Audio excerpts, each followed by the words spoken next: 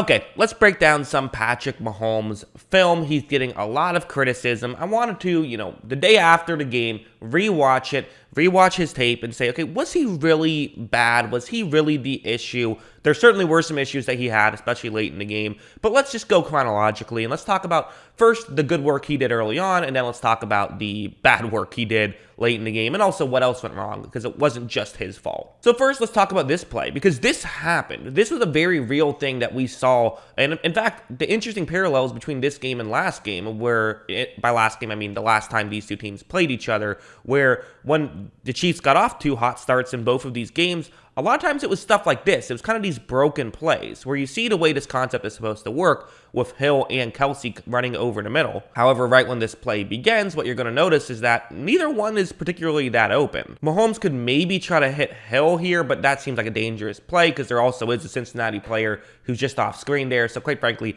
I don't think he could do that. So nothing is open. What do? Well, Kirk Cousins has to throw it away here, but you have someone who is a great athlete in Patrick Mahomes who can still try and make stuff happen. Watch him, survey the field. He's going to scramble out, get enough time where he eventually is able to hit Tyreek Hill, who just needed more time to get open there. So that's just kind of what Mahomes can do and what Mahomes brings to the table. He added value on several of those plays. That one was not the only one, but it did happen. Also, a play like this, where it's going to end up being a one-on-one matchup with Mecole Hardman, who's running a go route here towards the top of the screen. Look at how when Mahomes takes the snap, you're going to see that Hardman is going to get open, and he's not wide open, right? This is going to be a very difficult throw down the field. However, Mahomes makes a perfect pass, and they're able to get a big chunk play there. So again, there were some other good plays as well, but these plays did exist. And even if we want to sit here and criticize Mahomes, which we're about to do, I want to be very clear in that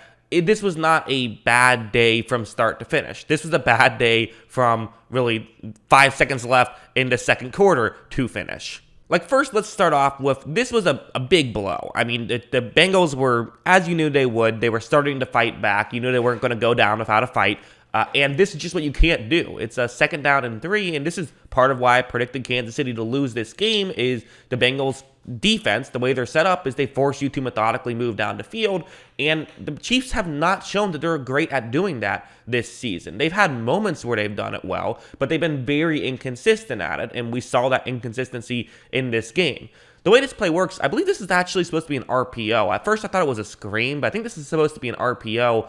And quite frankly, if it is, I don't know why Mahomes didn't hand it off. It's definitely not a screen because, I've never seen a screen where you throw it to the wide receiver who's 3 yards down the field. I do believe this is an RPO, but I don't know what Mahomes saw to make him think he should throw the football. Look at how when Mahomes takes the snap, he does not hand it off right here. So a couple of things. For one thing, there's ineligible men downfield at this point, but I guess, that's a conversation for a different day. You also see that he does have a window to make this throw, and this is what he's looking at. He's looking at, does he have a window to make the throw? He's not really thinking, hey, maybe there's a, Bengals defensive lineman who's right in my face. But quite frankly, in RPOs, these are the kind of things you have to be aware of because bad stuff can happen. Now, interceptions don't happen too frequently on this, but tip passes can happen and they can lead to interceptions. Mahomes does throw it right into a defensive lineman's hands who makes the catch, and there's a lot of stuff you could blame there. You could blame Andy Reid if you want to for the play design as a whole. You can blame Patrick Mahomes. You can blame Joe Thuney, although I wouldn't because, again, it wasn't a screen pass. It was an RPO, so he's part of him is, he's run blocking. He's not trying to just clear out the lane to make the throw. But maybe the guy who had the biggest impact here was the guy who had the interception himself, BJ Hill, with just a great play. Sometimes you got to just tip your cap to the defenders. Okay, now let's talk about some of these plays because these are fascinating. So I put up a timer on the screen. I'm just going to talk about how long Mahomes had on certain plays and still guys weren't getting open or Mahomes wasn't making a throw. And Mahomes isn't one to not take a chance, so I'm going to assume that guys weren't getting open down the field. So Mahomes takes the snap, and what's actually funny about these is that I'm going to have to pause them because right now I paused it, because if I don't pause it, it'll get copyright claimed because you can't play a clip for too long. So I'm having to pause these, but we're over 5 seconds in now. Mahomes is going to still scramble, still not see anything. He reset his feet but couldn't find anything. Eventually, by the time he gets taken down, we're talking 10 seconds into the play. That's an absurd amount of time. That just doesn't happen in football where you get 10 seconds to make a throw. And even when it did, guys weren't getting open. This one was another one where a very similar thing is going to happen. And again, keep in mind the situation. It's 3rd down and goal. There's 39 seconds left in the 4th quarter. It's a 3-point game, so this is a huge one. Mahomes is going to take the snap right here. It's just a 3-man rush. So again, part of it is intentional why you're seeing a long time. Again, I have to pause it just because that's how this works. Then I'm going to resume it. Mahomes can still see downfield and everything. It's not like he's running around. Finally, he's going to be under pressure and then fumbles the football. We're, again, talking a little over 10 seconds. The fumble itself actually happened like a little bit under 10 seconds. So it was like 9.6 seconds was when the fumble happened. But still, crazy stuff. Mahomes' average time to get sacked in this game was 9 seconds, which is just absurdly large. I mean, I've never seen anything like that. So I think it's fair to say you have that long, you have to know when to throw the football away. And again, the flip side is, well, Mahomes has done so much good, including in this game when he does hold on to the ball for forever, but it came back to bite him here in the 4th quarter. Some stuff like this where Zach Wilson was trending because of some of the missed throws that Mahomes had. That one was a missed throw. This one, the first play of overtime, was just a missed throw. And even this one, which I'll play a couple of times, I think that might have been a miscommunication. That's the one thing I'm thinking about because I see this.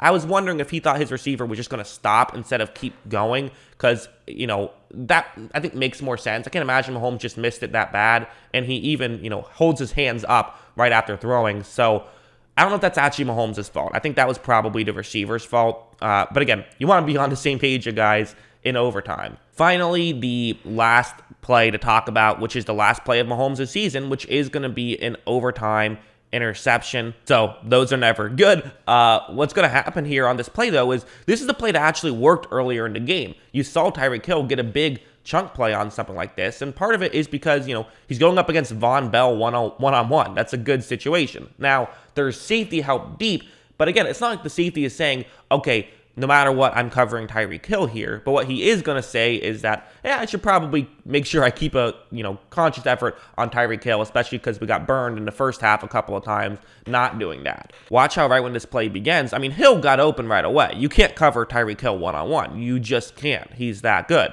But they're not covering him one-on-one. Mahomes is going to make this throw down the field, and you're going to see, I mean, just a great defensive play by Jesse Bates to be able to knock that one down. Quite frankly, I don't really hate that decision. I don't. I think that's a great defensive play. It's a 3rd down already, so you're giving the ball back regardless. So taking the chance into double coverage, nothing else was open. It's not like other guys were wide open here. I don't know. I don't hate this decision by Mahomes. It was a great defensive play. So I'm probably not as down on Mahomes' performance as other people were. I think that there was a lot of issues for the Chiefs in this one. But that being said, if you're going to win a Super Bowl, you're going to have to play like a star in certain games. And Mahomes did not play like a star, especially in the second half. So did Mahomes choke? Yeah, he choked. Like, he didn't play well, and he made too many mistakes, especially late in the football game. But I also think that if you're thinking, okay, well, Mahomes played bad, he's not going to play this bad consistently in the postseason.